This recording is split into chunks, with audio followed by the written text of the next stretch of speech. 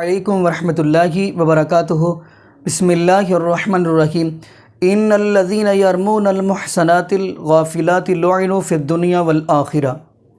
ناظرین، جیسا کہ آپ سوشل میڈیا پہ دیکھیں گے، لوگوں نے بڑی یہ خبر پھیلائی ہوئی ہے کہ ذاکر نائک حافظہ اللہ تعالیٰ نے اس فانی دنیا سے کوچ کر گئے ہیں۔ ناظرین، یقین مانیے، اتنا بڑا جھوٹ جیسے بندہ کوئی چونٹی سے کہہ دے، کیڑی سے کہتے یہ اونٹ ہے۔ ناظرین، پہلے نمبر پہ آپ یہ بات ذہن میں بٹھا لیں کہ آیا یہ جھوٹ بول کر اپنا یہ کام کرنا، یعنی کہ اس وجہ سے کہ ہمارے چینل یعنی کہ ویوز بڑھ جائیں، یہ کتنی بڑی غلط بات ہے۔ تو یہاں پہ ناظرین یہ بتاتا چلوں کہ سب سے بڑا گناہوں کی فساد کی جو جڑ ہے وہ جھوٹ ہی ہے۔ آپ کہیں گے دلیل کیا ہے؟ پہلے نمبر پہ میں یہ بھی حدیث سناتا چلوں۔ آپ کو ناظرین یہ بھی پتہ ہے کہ منافق کی کتنی نشانیاں ہیں تو اکثر 4 بیان کرتے ہیں، لیکن اگر ہم احادیث کے اندر دیکھیں تو کافی نشانیاں نکل آتی ہیں۔ لیکن ان نشانیوں میں سے آپ دیکھیں گے وہ ہے جھوٹ، یعنی کہ آپ 4 نشانیوں میں دیکھیں گے: امانت میں خیانت کرنا، وعدہ خلافی کرنا، گالی گلوچ کرنا، اور نمبر 4 جھوٹ بولنا ہے۔ تو ناظرین، جو بندہ یہ جھوٹ پھیلا رہا ہے، آپ اس کے بارے میں کیا اس کو کہیں گے؟ اس سے بڑھ کر کون بندہ، اس سے بڑھ کر منافق کون ہو سکتا ہے کہ جو استغفر اللہ جھوٹی خبر پھیلا دے؟ استغفر اللہ۔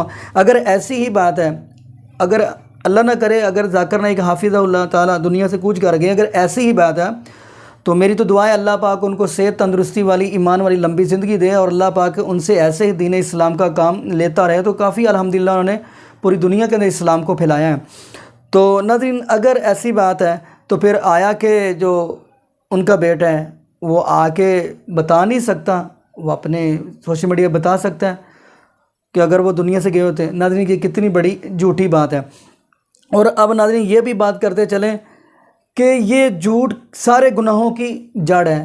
آنے والا ایک آیا ہے نبی پاک صلی اللہ علیہ وسلم کے پاس، آ کر کہنے لگا اللہ کے نبی جی کہ میں اسلام قبول کروں گا، لیکن شرط یہ ہے کہ چوریاں بھی کروں گا، ڈاکے بھی ماروں گا، برائی بھی کروں گا، سارا کچھ کروں گا۔ حالانکہ نبی پاک صلی اللہ علیہ وسلم کے صحابہ کو بڑا غصہ آ رہا تھا کہ یہ کیسی باتیں کر رہا ہے، اسلام بھی قبول کرنا چاہ رہا ہے اور کہہ رہا ہے میں چوری بھی کروں گا، ڈاکے بھی ماروں گا، سب کچھ کروں گا۔ تو نبی پاک صلی اللہ علیہ وسلم فرمانے لگے، صحابہ تھے آنکھ موچی سے بیٹھ جائیں، نبی پاک فرمانے لگے کہ تو ایسا کر، کلمہ پڑھ، کلمہ تو پڑھ لے۔ اس نے کلمہ پڑھا۔ نبی پاک صلی اللہ علیہ وسلم فرمانے لگے کہ تو میرے کہنے پہ ایک چھوڑ دے۔ کیا چھوڑ دے؟ فرمایا میرے کہنے پہ جھوٹ چھوڑ دے، جھوٹ بولنا چھوڑ دے۔ کہنے لگا ٹھیک ہے اللہ کے نبی جی، میں یہ جھوٹ نہیں آپ کے ساتھ کبھی بھی بولوں گا۔ وہ چلا گیا۔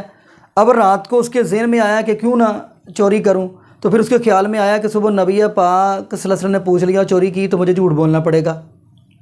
پھر وہ برائی کرنے لگا، پھر اس کے ذہن میں آیا کہ اگر نبی پاک صلی اللہ علیہ وسلم نے پوچھ لیا برائی کی تو پھر مجھے جھوٹ بولنا پڑے گا۔ پھر وہ ڈاکہ مارنے کے لیے نکلنے لگا، تو اس کے ذہن میں وہی بات آئی کہ نبی پاک صلی اللہ علیہ وسلم نے پوچھ لیا کہ تم نے ڈاکہ مارا ہے تو پھر مجھے جھوٹ بولنا پڑے گا۔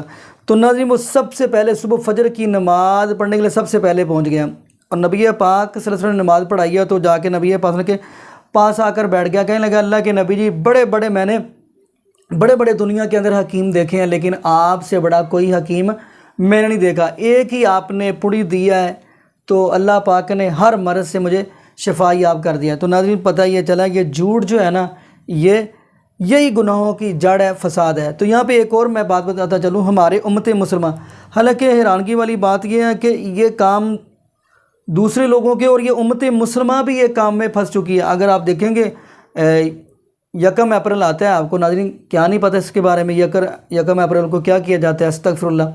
انہوں نے اس دن کو بھی استغفر اللہ جھوٹ والا دن بنا، یعنی کہ اس دن انہوں نے جھوٹ بولنا ہے، اگلے بندے کی چاہے جان چلی جائے۔ میں حیران ہوں ناظرین، اگر دیکھا جائے تو یہ جھوٹ جو ہے نا، یہ بہت بڑا گناہوں کی جڑ ہے، فساد ہے۔ تو اس لیے اللہ رب العالمین کا قرآن بھی یہ کہہ رہا ہے، اور یہاں پہ یہ بھی بات کرتے چلے، جو اگر کسی کے اوپر بندہ جھوٹی تہمت لگاتا ہے تو اللہ پاک نے کیا فرمایا ان الذین یرمون المحصنات الغافلات لعنوا فی الدنیا والآخرہ۔ فرمایا اس بندے کے اوپر لعنت ہو جو کسی کے اوپر تہمت لگاتا ہے، لعنت دنیا میں، فرمایا دنیا میں بھی لعنت اور آخرت میں بھی لعنت۔ یہ اللہ رب العالمین کا قرآن کہہ رہا ہے۔ دیکھو وہ کتنا بڑا بد نصیب بندہ ہے جس کے اوپر اللہ لعنت کر دے، دنیا میں بھی پھر اور آخرت میں بھی، یعنی کہ دنیا کے اندر بھی وہ لعنتی بندہ ہے۔ کوئی کسی کے بارے میں تہمت کی بات کرے تو یہ کم سے کم ضرور سوچے کہ اس سے بڑا لعنتی کوئی نہیں، کیونکہ قرآن کہہ رہا ہے، قرآن یہ بات کہہ رہا ہے۔ اور پھر وہ قرآن تو کہہ رہا ہے، یہ دنیا میں تو پھر ہے ہی ہے، آخرت میں بھی اس کے اوپر لعنتیں برسیں گی۔